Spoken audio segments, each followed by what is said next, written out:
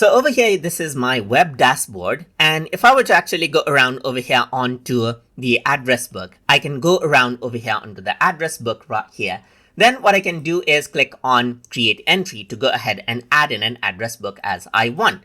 But I can also go around over here onto options and modify out the address book so that I can change it out however I want. Let's say, for example, I'm going to name the address book as TutorTube right here.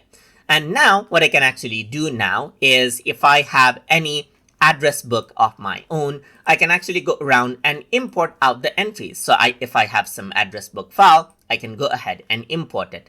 Or I can go ahead and create out entries right here. So let's just go ahead and say sample right here.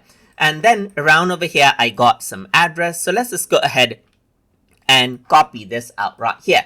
Once I do that, I can go ahead and paste out the address right here, add in tags if I want to, and save it out. So similarly, I can maintain out my address book. And if I want to export it for some reason, then I can go around over here onto option and then export out as well. So here you can see that I got my address book exported out right here in CSV format. And this is what I have.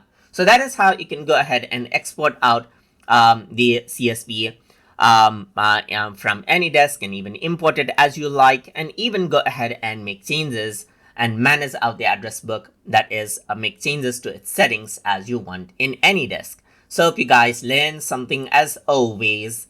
And as always, please like, comment, share, and subscribe.